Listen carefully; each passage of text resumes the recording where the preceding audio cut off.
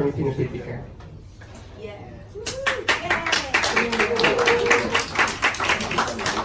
Well, thank you everyone for, having waited until the end of the event to listen to us. And we hope your invite has given you a renewed enthusiasm for art and science, so we've got a bit more for you. well, we have introduced ourselves earlier, but I am Neus, and this is Ben. I would like to talk a bit more about myself. I studied a master's in art and science at Central St. Martin's as well as some of the people here. I am an internationally exhibited artist, and my background is mainly in art, although I have always had a strong interest in science.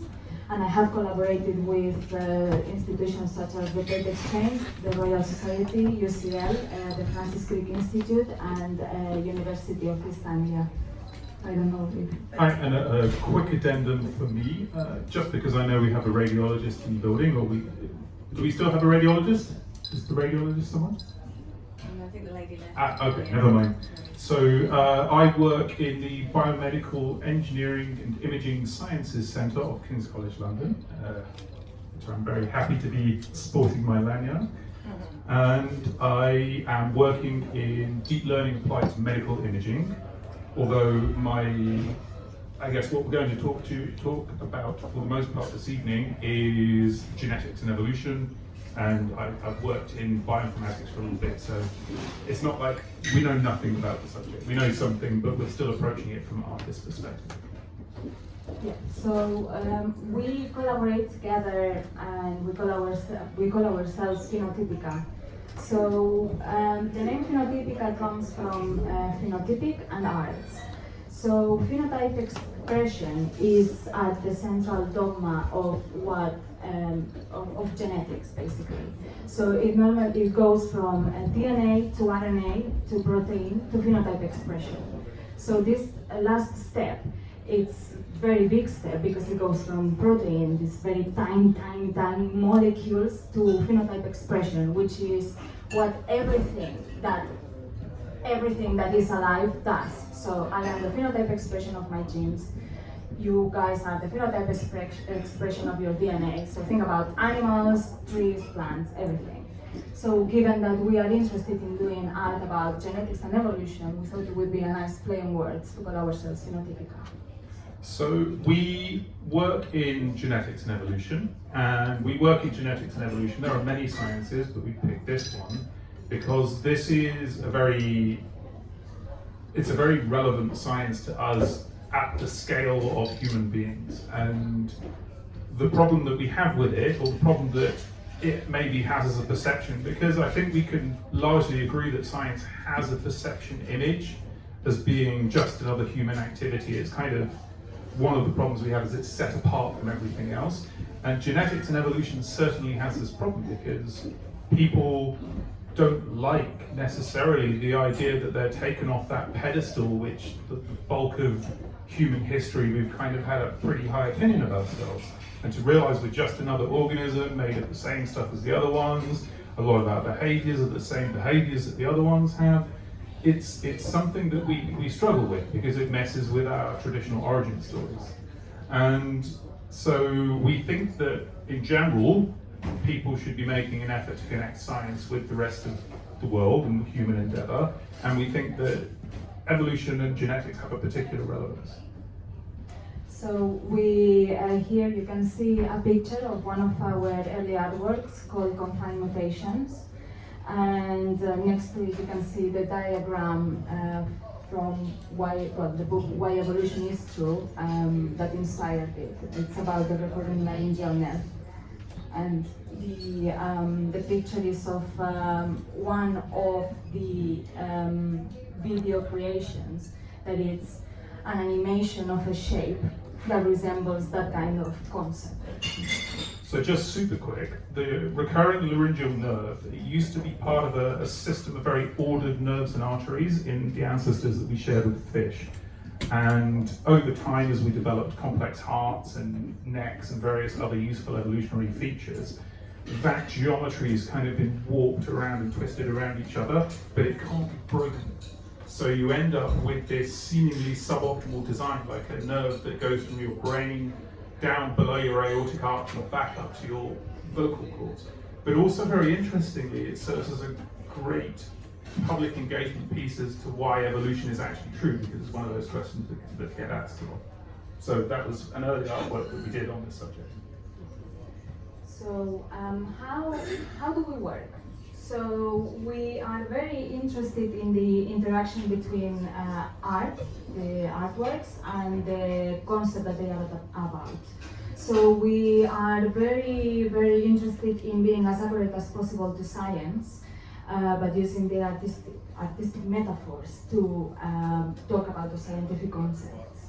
So obviously art is not science, so there is kind of like always an artistic license that we need to take to be able to talk about those scientific concepts. But we want people to understand the concept. We don't want to, misrepresent the subject, basically.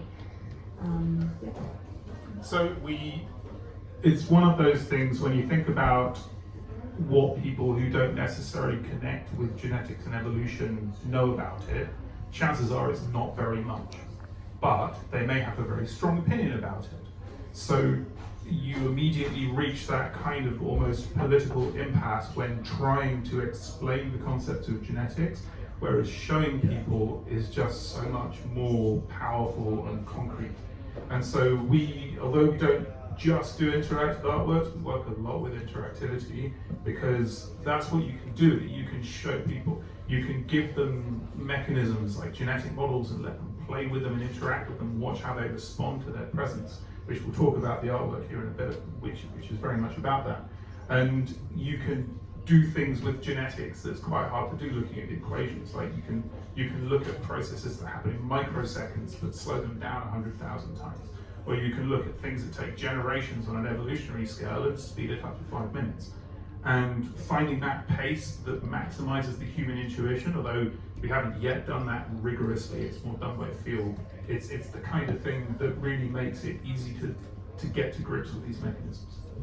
And to add on that, we don't see art as a didactic tool that kind of science uses, or that that we combine it with science. But we see art as a complement to science. Both these disciplines can complement each other and use their kind of like metaphors and tools to actually produce something that is kind of in between both and that can reach a broader audience. If you can intuit it, essentially you don't have to learn it. And digital interactive artworks like this guy, Biomorpha here, is one way to do that. And with Biomorpha, it's essentially, it's about evolutionary pressure. So there's this guy that's kind of projected down on the floor, girl, and we don't specify its gender. And it's sat there like a crocodile at the bottom of the swamp for 100 million years. It's very well adapted to its environment, so it doesn't change very much. But as soon as you enter its space, you become this dramatic evolutionary pressure that it has to adapt to very quickly. And particularly when there's multiple people in the space, it's adapting to you as hard as it can. And it's interesting looking at some of the other artworks where it's about bringing people to commune with each other through art, which is very interesting. I really like the ones that we've seen, particularly taking part in the singing one. Here, though, we want you to build an emotional bond with the organism. And so we try to have the organism just have these little bits, intimation of life to them. Yeah, and seeing people interacting with it and kind of how the organism reacts to them and how they react to the organism, and they kind of create this feedback loop. And then, yeah.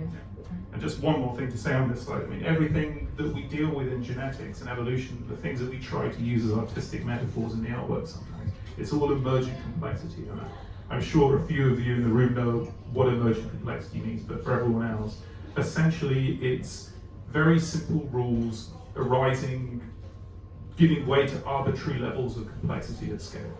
And that's the central dogma of DNA. That's DNA, RNA, proteins, and then spaceships or oxygen in the atmosphere. It's all the mechanisms, when taken in isolation, are actually quite simple. And we, for our artistic practice, it's essential to collaborate with scientists because, Ben has a background in bioinformatics, but we don't know the subject as deeply as the scientist in question does. So we consider essential to, for example, be artist in residence and go to the lab and immerse in their research and into the lab work and understand fully. Well, you're the artist with the capital A, and I'm the artist with the small a, but I'm still kind of wanting to be a bit of an artist. Well, take the artist viewpoint and the artist role rather than just being another scientist in the room. So moving forwards, we would like to talk about agonism-antagonism, which is the project that we developed in collaboration with Dr. Max Reuter, who works at the Genetic Evolution and Environment Department at UCL. And it resulted in an exhibition during 3 months last year at the Grand Museum of Zoology. Well, it set us on the path we're on. I mean, this was our first residency, and we love residencies. They're really great. Yeah, hopefully. They're not always easy, but it's a very special way of working in the sciences and artists. Yeah, all what we've said will make more sense now. So with this project, the lab was working on this it's quite new in the field, but for us brand new and very mind-blowing concept called genetic antagonism. And genetic antagonism is basically sexually reproducing species getting slightly more than one genome's worth of use out of the genome by using that genome in slightly different ways, and the processes that it goes through to get to that point. So it's often the case with sexually reproducing species that the sexes have different roles, and in those different roles they have different ideal physiological attributes. The typical one, the one we've got here, is size. So it's in mammals, females generally want to be smaller, males want to be larger. In insects, females generally want to be larger, males want to be smaller. But as soon as you've got, and you tend to inevitably get mutations that enter the gene pool of that species, if the mutation can increase the fitness of one gender in the species, or sex in the species, as opposed whilst detrimentally affecting the other one, but benefit the species as a whole, then they're kind of in this tug of war over the dominance of a particular version of a gene in the genome, because the blind evolutionary forces create this valley, this antagonism valley, where to try to move in it reduces the viability of one sex at the expense of the other. However, what generally tends to come along is some other mutation will come along that will, working through the sex chromosomes, and working through some epigenetic factors, will make each sex able to use the gene in its own way. And then we get this thing which we see every day as humans, and you see it in different species to different extents. It's called sexual dimorphism, and it's basically why most species, the genders are either slightly different or wildly different. And so we just got deep into this with a whole bunch of artworks. Yeah, well, so the residency wasn't only understanding the concept and kind of reading lots and lots of papers, but I spent a lot of time in the lab. I was the one who was going regularly to UCL. So spent time in the lab, spent a lot of time talking with the researchers there, learning how to distinguish females from males, learning how, basics of setting up an experiment, trying to set up one myself and failing, because their work is actually quite tedious and kind of meticulous. By the way, these guys, fruit flies. Yeah, so the lab works with fruit flies, and they do the evolutionary experiment with them. So you have them over there, female and the male. And we basically, the exhibition also responded to the lab aesthetics, and I also got very interested in the metamorphosis aspect of the fruit fly, the face of the fruit fly, and I wanted to see it from inside the cocoon, see what was going on. So we decided to do some CT scans of cocoons that were at different stage of development, and of some adult fruit flies, and it resulted in an artwork that you can see part of it here on the right, and the center piece is one of the slides of the CT scan. So basically, this for me was a bit challenging because obviously I've never worked in medical imaging before, so I learned the software and I learned to experiment with it and kind of took the parameters to get kind of enhancement in the parts that I wanted. And it also was interesting for Max, the researcher, because he got to explore another aspect that he had never thought before, doing CT scans of fruit flies.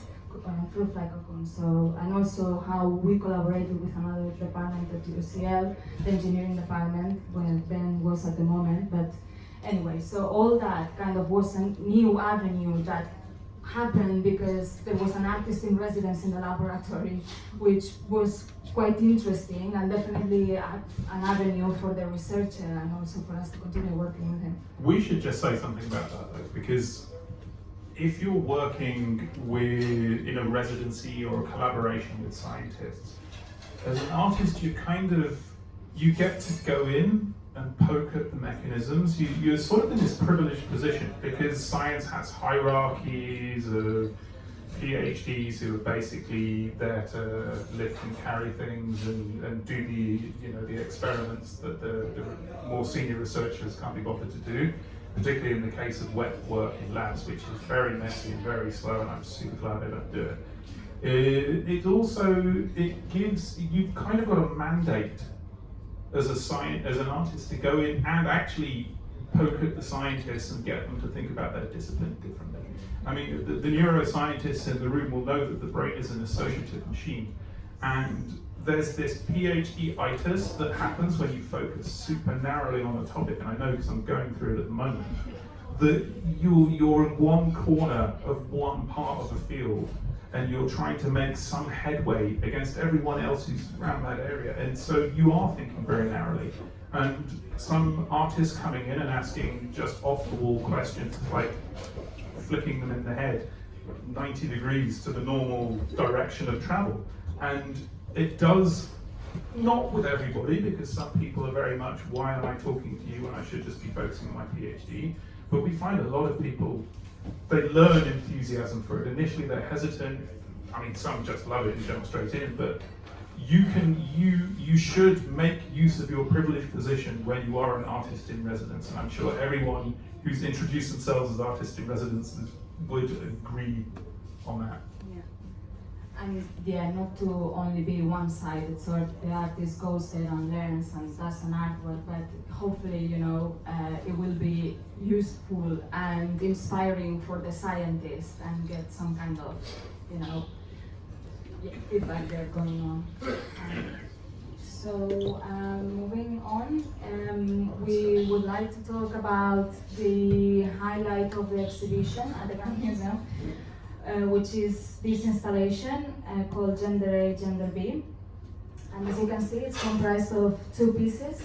And this, one's slightly camouflaged in this image, but you can see it off towards the bottom right.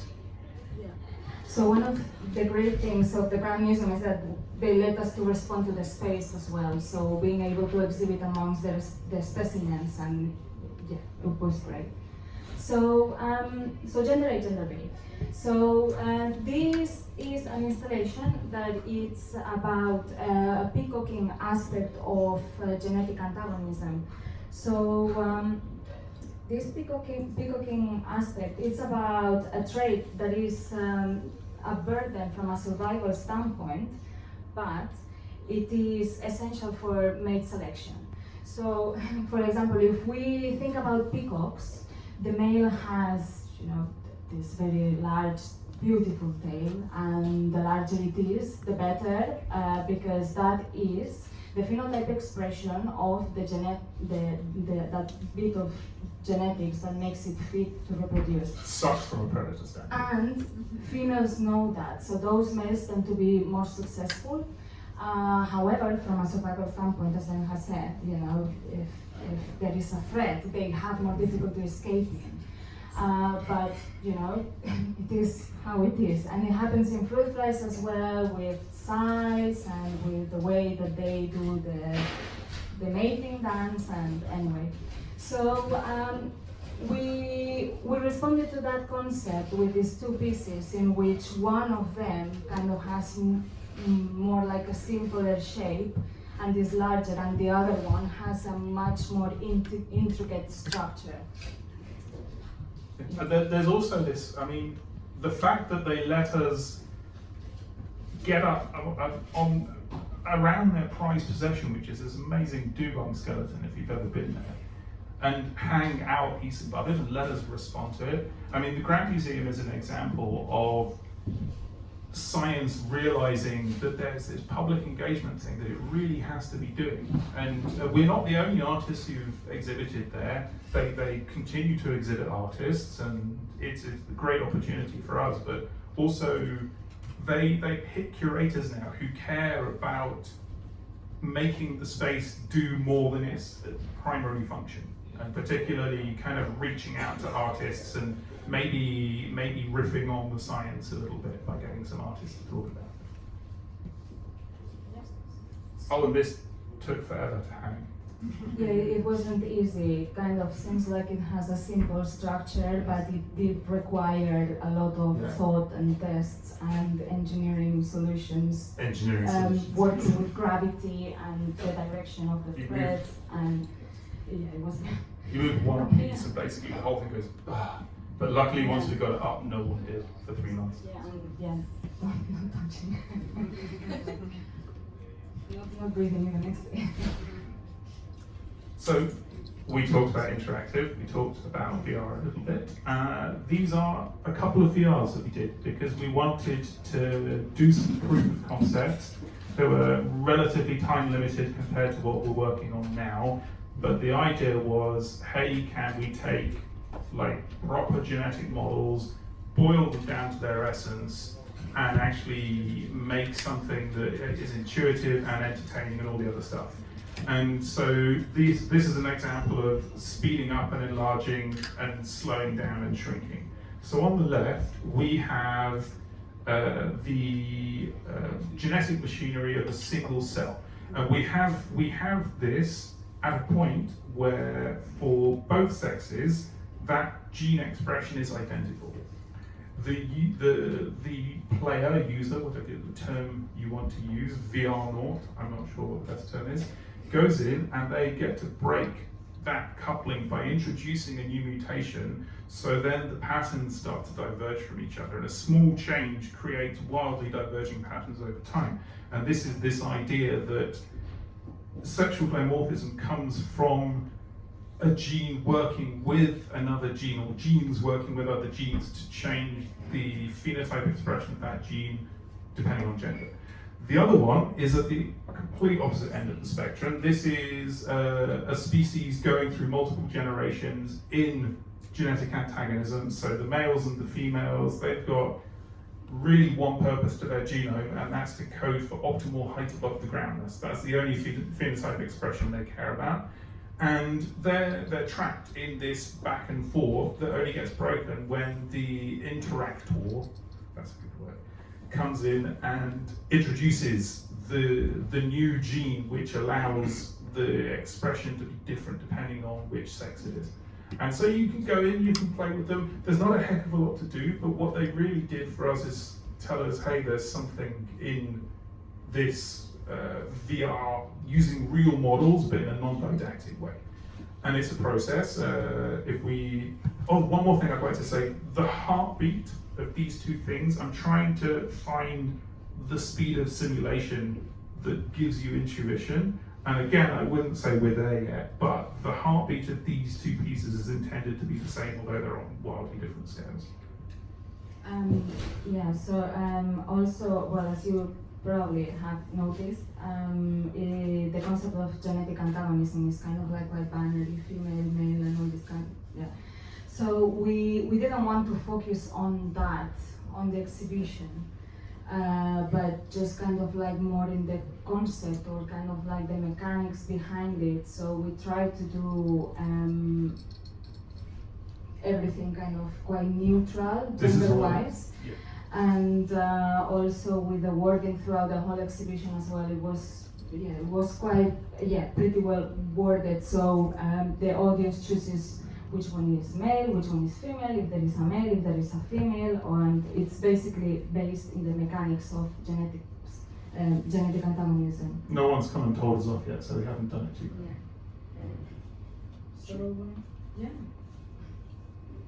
Oh yeah. So here we are now. This is earlier this year. This is the Science Museum Lates, and second in from the right is Dr. Simone Imler, who is our new collaborator in art and science, and with whom we are building a much larger VR along with other artworks and various things as our imagination lets us, pretty much for the next year or two, I think.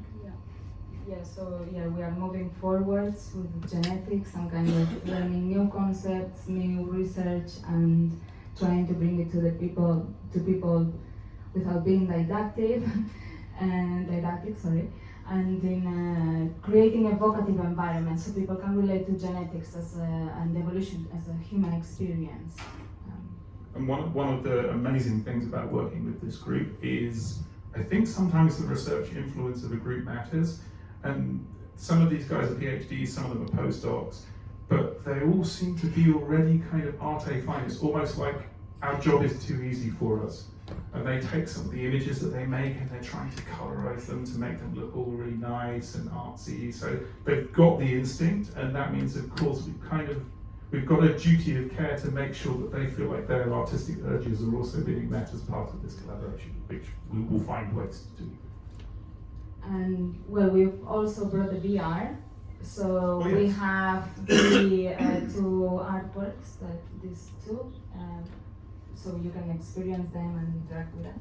Yep. And So super quick, just so we don't have to explain to everyone how to go. There's two controllers. You only use the trigger. One of them teleports you. That's the red circle. The blue circle does the thing to do with genetic antagonism. So hopefully I don't have to say that a dozen times, so you can just pick up the controllers, put your fingers on the trigger finger bit, and if not, interact away. It will make more sense if you put it on and you kind of actually put the controllers, but anyway. Yeah. Cool. So, thank you very much. Thank you.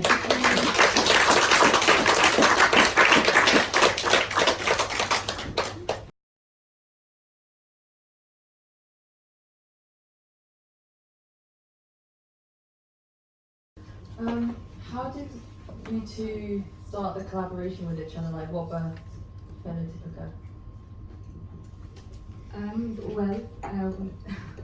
We met in a pub, and that was we started talking about art and science straight away, and kind of how we could, how kind of both disciplines seem to be very apart from each other, but at the same time the creative process in both of them is quite similar. So, in case it's not obvious, we're in a relationship. We actually, I chatted you up talking about art. Yeah, okay. So yeah, and eventually we decided that we had to do something. I really wanted to move my artistic practice towards science before I was doing art about another subject. And that's what we did. And this is where we are. I mean, we imagine times where we'll not make artworks together all the time, and we want to expand Phenotypica. We want to have guest people come in and work with us. We want to get enough funding together so we can actually put programs of this kind of stuff together. So at the moment, it's the two of us and those scientists who choose to collaborate with us, but since we're getting paid, that's it starts to look like it's more possible now. I have a question about the binary, non-binary elephant in the room, because I mean, clearly you're working a lot with genetics, and you mentioned it. There are sometimes stereotypes that you're dealing with, but that you're also kind of like, how critical are you, or how do you see your role as an artist to critically reflect on these nuances? Because one of your pieces was called Gender, but it was actually also about the sexes. So I'm intrigued to how you play your role as an artist in this. As we talk with more scientists, because they have exactly when you're an evolutionary biologist or a geneticist, they worry about this stuff because they're doing public engagement and they're worrying about the perception of their field. We've tightened up our language a bit. We tend to say gender less and sex more because I think there's this common convention where sex basically means those few traits which at a clear genetic level distinguish one sex from another. And in some cases, that's not even sex chromosomes because, for example, lab zebrafish don't have sex chromosomes, they lost them. The wild ones do, but the lab ones, they have some kind of pseudo supergene sex chromosome thing where they've modeled several functions in together. And obviously, I mean, when you're thinking about the things that can drift away from the standard pattern of sex chromosomes, for example, XXY, XYY, XXYY, and there's always rarer and more, divergent from the typical, here are my two sex chromosomes, or I've got one sex chromosome or two sex chromosomes. The only thing that really distinguishes males from females in pretty much all sexually reproducing species is the function of the gamete that is produced. So eggs and sperm, basically. And that's the only consistent factor that's across the sexes in species. I don't think we consider ourselves kind of gender politics artists. It's not that we are indifferent to the topic, it's just that it's not our artistic practice. We care about genetics and evolution and talking about all that stuff. So we tread carefully and we make sure we know our stuff. But as I say, we haven't actually had anybody be mad with us yet. So I think we're okay for now. Do you want to? No. I was going to say that that is part of the context. As an artist, you need to be aware of all the context if possible, because it's part of one's artistic practice.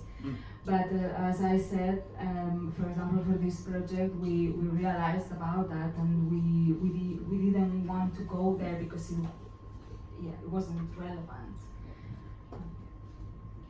But the science is still the science. So for us, the point that we stop moving is where we know what the science is. But I mean, that's never happened. I've prepared for it so that I can have a non-confrontational discussion when we're presenting, but it's so far it's not happened. Any other questions? I have another question about how you work on a technical level. Because I know you're working quite a bit with AI, and but you didn't talk too much about it. Because I bet there's a lot of programming that goes into this, and can you maybe elaborate a bit on how AI influences your practice? And so the first two artworks that you saw, actually that started off with Neus programming some stuff. So I don't know if you want to just quickly show them. So confined mutations of biomorpha, Neus was basically playing with processing. Would you want to tell the story? Which one? I can. So I was experimenting with processing and curves, and I came up with a very interesting shape that I wanted to move forwards in the artistic practice. And that was linked very well with this concept of the recurrent laryngeal nerve, because it was a curve that was warped and wrapped. Yeah, we decided to turn it into an animation. No, first, kind of, it generated shapes, random shapes from the first shape. So that's kind of like how mutation works. So mutation is quite rarely coming out from scratch. So it kind of works with the successful mutations of the ancestor. So that's how we could generate the shapes from the previous shape. And then it became an animation. So yeah, basically I think that there is a combination of programming here, Ben obviously being the heavy programmer, the one that has experience, and I am more like kind of learning still, but experimenting maybe in a more free way, you know, kind of what I can do. So just for the second part of it, so AI is something that we have artworks in the pipeline about. We didn't mention them today because we haven't released any yet, but obviously it would be remiss of me while I'm doing a PhD in deep learning to not do some artworks about AI, and we need to find ways that basically it's not just his Google brain but with something else, you know, insert topic X, but something that we can both work together on and play around with and sort of turn it into an artwork. There was a really amazing artwork that we saw not so long ago. Was it Lumen and Flux? Was it Lumen? No, it was Lumen. The guy who did the birds, the generative adversarial networks to create birds. Yes. And what he did that was amazing, that made it art with a capital A, is they took them back and they put them in the wetlands and they showed them there, and that made the hairs on the back of my neck stand up. I was like, wow, that's not AI, that's art using AI. And it's where he grew up as well. It's fantastic. Yeah. Piece, yeah. So that really resonated with both of us, that particular piece. But they're subjects that go together, evolution, genetics and artificial intelligence, because they're deconstructing using emerging complexity. It makes you think about, in the case of AI, it makes you think about the processes that we really think of as being super human, like deep human processes, although obviously they're not, because so many things have got eyes and balance and various other things, but they're always behaviors that are simple processes of scale. And that's what the subject of AI seeks, as to an extent, it's kind of gone away from it, but it seeks to ape neuroscience and what we learn from neuroscience. So yeah, there will be AI artworks, for sure. I just wanted to ask, you showed your artwork and you created it through processing. I don't want to ask too much, but why did that mean something scientifically? The initial artworks, we were responding. That idea. Yeah, so we were responding to this popular science book, Why Evolution is True, and we were responding to, so, I mean, this is part of Neus's artistic practice, so I should probably hand over to her, but the bit that I'd like to say beforehand is, we experiment a lot, and we play with shapes, and we play with concepts simultaneously, and sometimes they just go together, and there was this echo from the book that just immediately became apparent when we started playing. But I'm trying to pursue your link between art and science, and why the two of you hit it off. I mean, we do understand you really did hit it off. I've got the message, but did that idea, for what it was worth, spark off something in your mind that you would never have thought of by yourself? That's the way everything works. That's the way everything to do with the brain works. For me, the way I model it.